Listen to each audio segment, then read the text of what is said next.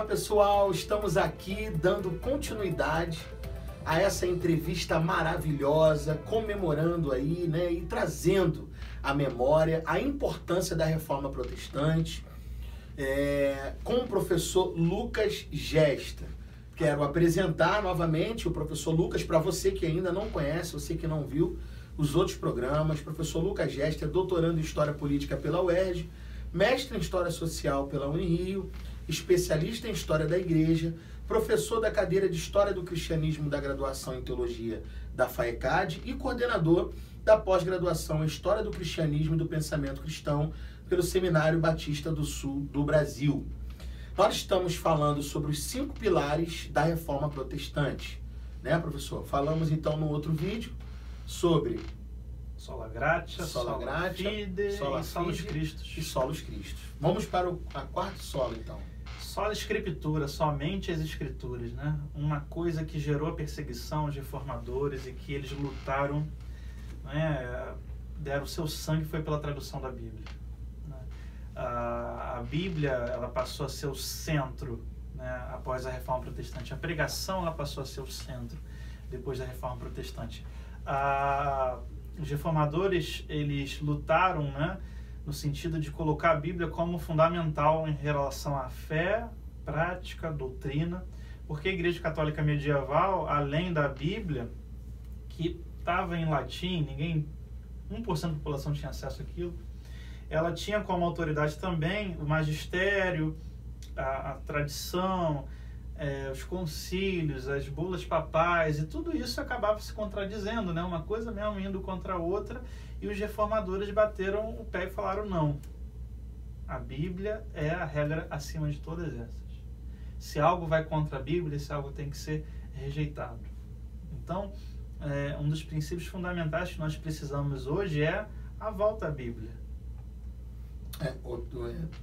Abrindo um parêntese no que o senhor está falando, tem um vídeo que circula aí nas redes sociais e internet, aonde um padre, né, está fazendo uma afirmação. Não sei se o senhor teve acesso a esse vídeo, mas ele fala no vídeo que a igreja, a autoridade da igreja está acima da autoridade das escrituras.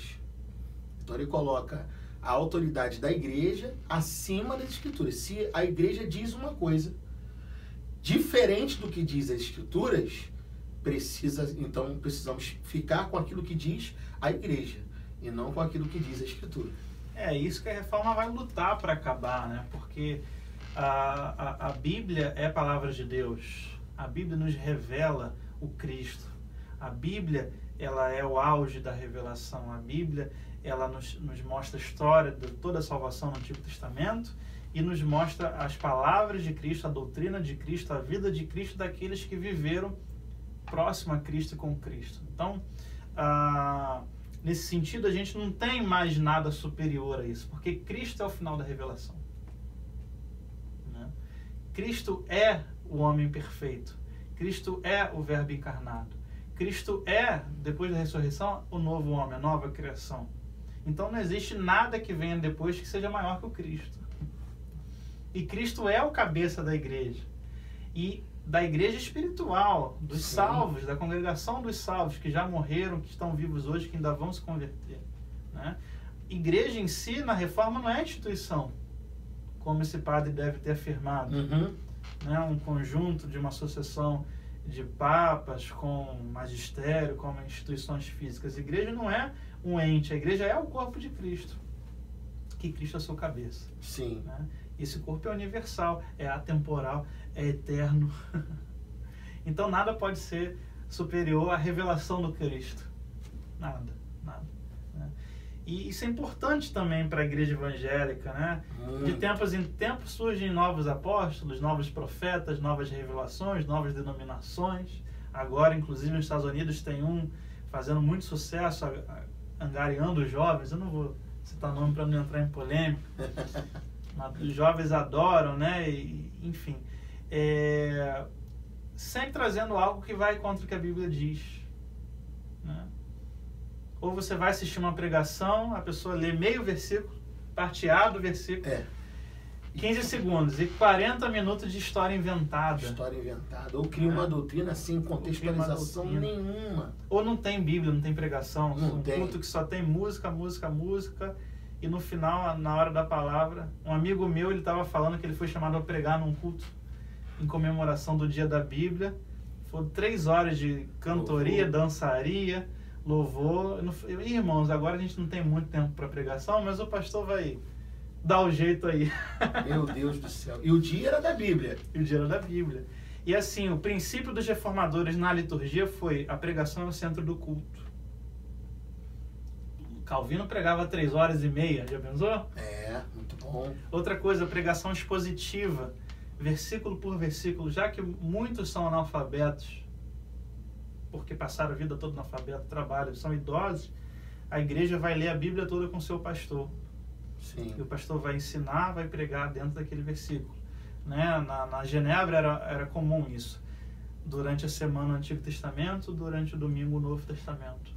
Toda a Bíblia era ensinada, lida e pregada pelo pastor. A gente chama de pregação expositiva.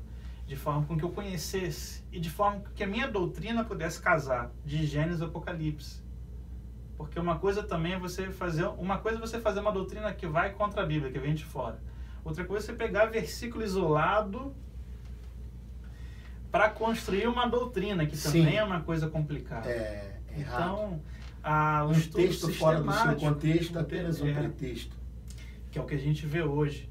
E tudo por falta de leitura. Todo mundo tem uma Bíblia em casa, no mínimo uma. Tem a Bíblia do surfista, tem a Bíblia da mulher, do homem, do pregador. Não, da mulher tem da mulher que ora, da mulher que jejua, da mulher sábia, e por aí vai. Tem a Bíblia gay agora, né? E aí, ó. Tá vendo? Já em português, inclusive. Mas e quem está lendo? Né? Uma coisa que os reformadores entendem é que do lado da sua vida de oração tem sua vida de estudo da Bíblia. Essas coisas caminham juntas. Né? No Brasil a gente ouve outro discurso. Se você quiser estudar a Bíblia, você está esfriando. Se você quiser fazer uma faculdade de teologia, você está desviado. Acha que ainda existe esse pensamento nos dias de hoje? Existe muito forte, muito forte. Né? Um dos inauguradores do neopentecostalismo no Brasil, ele escreveu um livro, não sei se foi na década de 70, 80, do mal da teologia. Né? Para que ninguém fizesse teologia. Né? Teologia esfria. Né? Ou pegar aquele versículo, nossa, olha aí, tá vendo? Isso é de matar. É de matar. A letra mata e o espírito vivifica. O versículo está falando da lei de Moisés. Pois a letra não que tem mata nada encerra debaixo. Né? Vale a pena sempre explicar. A letra mata, ou seja, a lei de Moisés, ela encerra todo mundo debaixo do pecado. Ninguém se justifica debaixo da lei.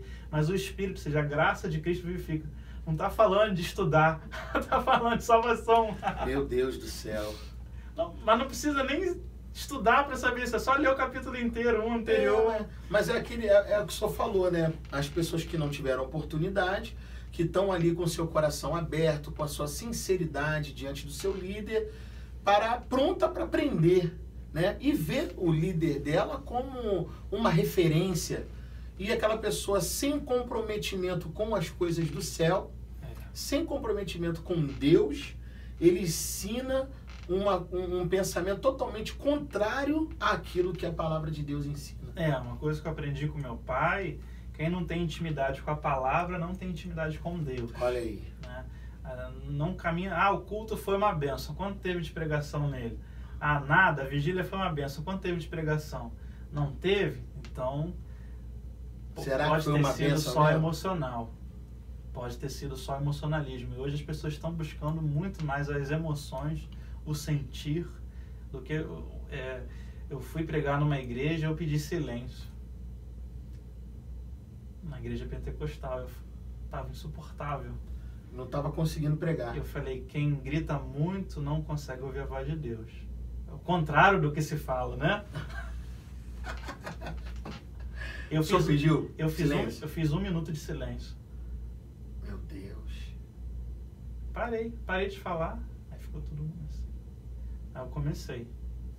Aí foi uma bênção, no final todo mundo falou que foi uma... Não sou eu, mas... uma palavra que eles não tinham ouvido há muitos anos. É porque é aquele negócio, né? Quando todo mundo fala, ninguém consegue se escutar. E assim, eu preciso de concentração. Né? Nós, cristãos, também precisamos de um pouco de silêncio, concentração. Ouvir a voz de Deus. Né? Para ler a palavra.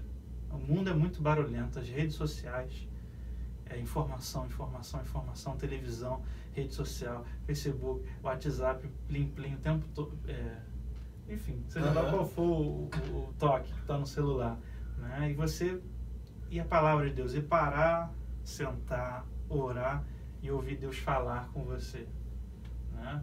Então, tem um amigo meu que fala, se não souber pregar, pelo menos lê o versículo e explica. Pronto. Mas não fica inventando que Batseba estava, né, dando confiança. Estava de biquíni, tomando sol, meia-noite, enfim. Não precisa de nada disso, não precisa inventar, não precisa de nada. A Bíblia é simples, você consegue pregar. Tem recursos ilimitados de graça hoje na internet.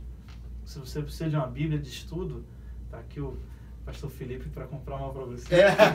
Inclusive, nós estamos sorteando no canal aí, Bíblia de Estudo. Não, né? E você encontra de graça para baixar, comentários bíblicos excelentes. Não fala isso não, porque o pessoal não vai querer ganhar o sorteio. Brincadeira. Enfim, mas não há desculpa. Não há. Hoje em dia não há desculpa. E a gente precisa nos doutrinar a ler a palavra, a estudar, a ler, reler. Viu como só a Escritura rendeu? Rendeu, hein? Rendeu.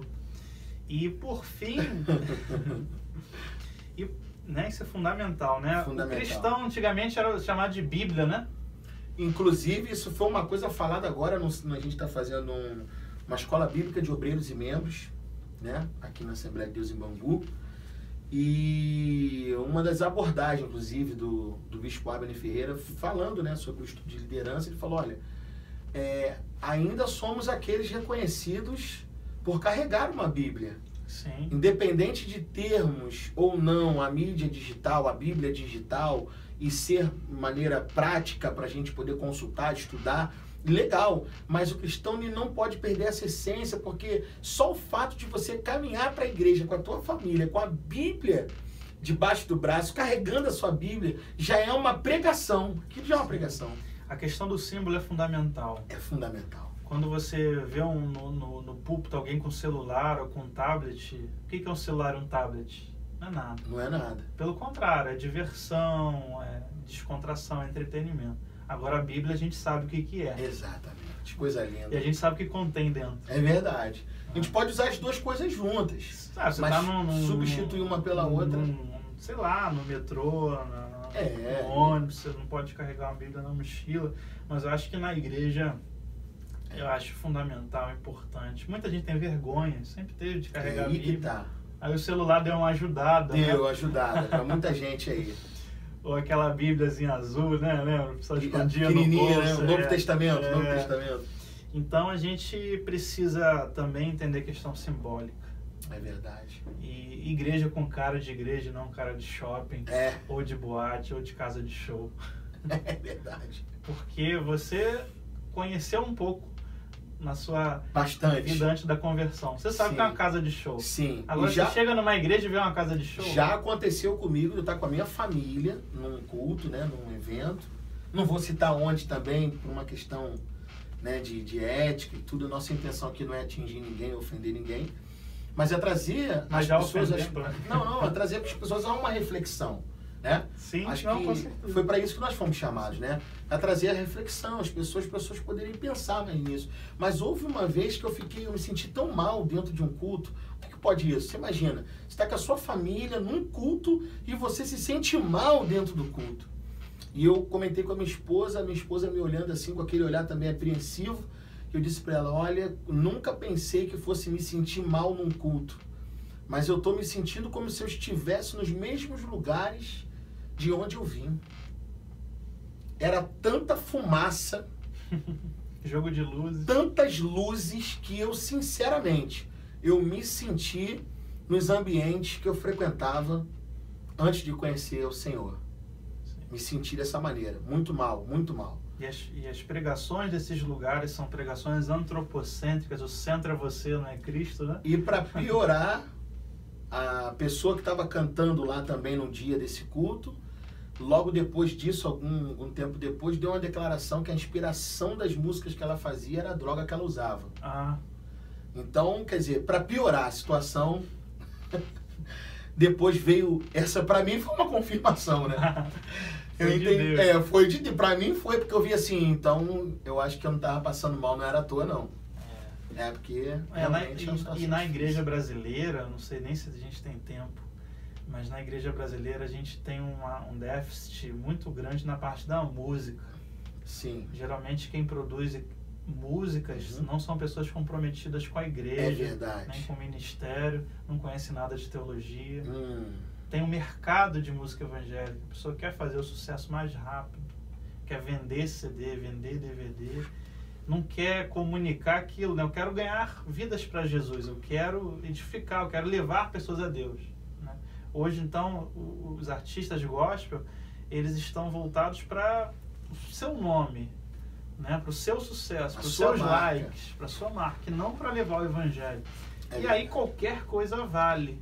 Pegar a música do mundo e dar uma misturada, roubar a música do outro, isso acontece. Né? Ou, tipo assim, alguém lança uma música assim, ó, tô apaixonado por Jesus. Daqui a pouco 100 CDs de 100 artistas gospel cantando a mesma coisa porque um fez sucesso. E agora tá na moda chamar o Senhor de você, né? Você agora virou tá na moda do ousado amor de Deus, né? De transformar Deus num namorado, ou Jesus num namorado apaixonado. E dizer e comparar as emoções humanas com Deus, porque isso é heresia clássica. Acho que é daí que vem um pensamento que precisamos dessa reforma urgente. Mas é como o senhor disse, nós precisamos ser alcançados de fato por essa reforma. Que é ser alcançado pela Bíblia, né? E ser alcançado pelo, fechando o último princípio, que é o só lhe deu glória, somente a Deus a glória. Né? Tudo coopera para o bem daqueles que amam a Deus. Esse princípio só lhe deu glória é um princípio que acalma o nosso coração. A nossa vida está na mão de Deus, da providência dele. Jesus fala, ninguém vai arrebatar as ovelhas da minha mão. Né? Tudo que está acontecendo de bom ou de ruim é para a glória de Deus e para o nosso crescimento. Né? É o Romanos 8, né? O finalzinho, né? Não tem potestade, nem principado, nem presente, nem porvir, nem nada vai nos separar do amor de Deus, que está em Cristo Jesus, nosso Senhor. Né? Portanto, tudo que a gente tem que fazer é para a glória dele. Não para a glória do meu ministério, não para a glória do meu dom, não para a glória da minha denominação, não para... porque eu faço, porque eu sou bom, porque eu oro, porque eu prego, porque os outros choram, porque os outros falam em língua, né? Então não é Deus ali, é a sua performance. Né? Quem conhece o meio artístico sabe que você pode ser performático. Pode. Imitar dom. Né? Fazer o outro chorar, fazer o outro achar que Deus está agindo ali, criando um ambiente, uma atmosfera. Mas tudo tem que ser para a glória de Deus e tudo dentro da glória de Deus contribui para o nosso bem, se somos realmente filhos de Deus. E se somos realmente filhos de Deus, abrimos mão da nossa vontade para cumprir a vontade de Deus, para a glória de Deus. Então, que isso pacifica o nosso coração. Sim. A estas coisas. Não é esse o texto, pessoal? Exatamente. Se Deus é por nós, quem será contra nós? Aquele que nem mesmo ao seu próprio filho poupou, antes o entregou por todos nós, como nos não dará também com ele todas as coisas. Quem tentará acusação contra os escolhidos de Deus? É Deus quem os justifica. Quem é que condena? Pois é Cristo quem morreu, ou antes quem ressuscitou dentre os mortos, o qual está à direita de Deus e o que também intercede por nós. Quem nos separará do amor de Cristo? A tribulação, ou a angústia, ou a perseguição, ou a fome, ou a nudez, ou o perigo, ou a espada? Como está escrito, por amor de ti somos entregues à morte todo dia, somos reputados como ovelhas para o matadouro, mas em todas essas coisas somos mais do que vencedores por aquele que nos amou. Porque estou certo de que nem a morte, nem a vida, nem os anjos, nem os principados, nem as potestades, nem o presente, nem o porvir, nem a altura, nem a profundidade, nem alguma outra criatura nos poderá separar do amor de Deus que está em Cristo Jesus, nosso Senhor. Somente a Ele a Somente glória. a Deus é glória. Oh, glória. Deus é glorificado na nossa tribulação. Deus é glorificado na nossa derrota. Essa história que crente é só vitória, não existe. Não existe, não existe. Aí está falando de tribulações, É verdade. de morte, de espada, de perigo, de nudez, de perseguição. A vida cristã não é uma vida só de vitória. Nesse mundo, a nossa vitória é a cruz. A nossa vitória é que Cristo venceu a morte, que Cristo ressuscitou, que Cristo vai voltar, que pertencemos à igreja, que somos amados por Ele. Então, ainda que venha perseguição, tribulação, ainda que não consigamos determinadas coisas, alcançar determinadas coisas, Deus é glorificado. E Deus, mesmo com tudo dando errado, continua nos amando. Porque a gente não está buscando a glória nessa terra.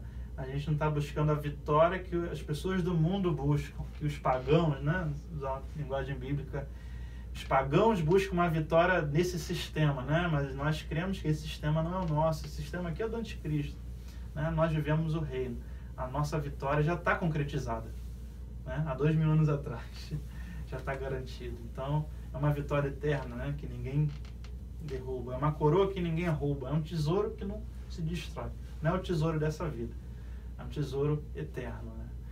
Enfim, Só lhe deu glória. 1 Coríntios capítulo 15, versículo 19. Se esperamos em Cristo só nesta vida, somos os mais miseráveis de todos os homens. Não é verdade? Nossa vitória é pela fé. É a vitória da cruz. Que já aconteceu. Que já aconteceu. Oh, glória a Deus. Amém. Professor, muito obrigado. Estou muito feliz em poder receber o senhor aqui no nosso programa, Conversa Teológica. Estamos começando aí com chave de ouro, né? Amém, amém. Um mês que é um mês de celebração importante, histórico, né? Completando aí 502 anos a Reforma Protestante. E nós podemos aprender com o senhor através dessa conversa que a Reforma ela contribuiu em todos os aspectos, né? E que nós precisamos muito continuar ensinando sobre a Reforma e sempre despertando uns aos outros para os temas que foram aí os que causaram essa eclosão da Reforma através de Lutero, de todos esses nomes, dessas personalidades que foram citadas aqui. Muito obrigado. Amém. Deus continue abençoando o seu ministério. Eu queria pedir ao senhor também que deixasse aí, né, para todos aqueles que estão acompanhando esse estudo, em 3 programas que nós fizemos.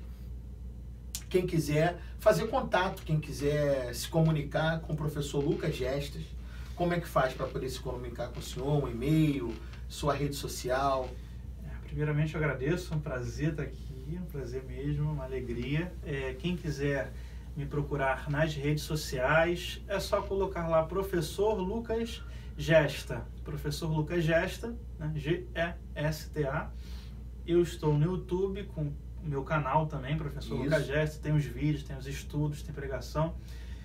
Instagram e o Facebook, né? E qual o Instagram? Todos são Professor Lucas Gesta. Ah, tá. Professor Lucas Gesta. Facebook, Instagram, YouTube, você encontra lá aula, vídeo, imagens de citações dos reformadores, dos pré-reformadores, de toda a história da igreja. E eu tenho também um curso online de história da igreja via WhatsApp. Então, quem quiser participar desse curso, ele é mensal, você faz o mês que você desejar, é R$25 só por mês, para que as pessoas mesmo comum possam fazer. É só me procurar lá e eu mando para você os dados, o meu celular, o meu número, e aí você me manda uma mensagem. Eu quero participar, professor. Eu te mando meu número, você me manda uma mensagem no WhatsApp e a gente vai estar estudando juntos. Maravilha de Deus. Então, que Deus continue abençoando o senhor. Muito obrigado. Obrigado a todos vocês que estiveram conosco participando desses 3 estudos sobre a Reforma Protestante. Deus abençoe a sua vida. Deixe seu comentário, deixe sugestões para os próximos programas, temas, assuntos que você gostaria que fossem abordados aqui no nosso Conversa Teológica. Deus abençoe a todos e até a próxima.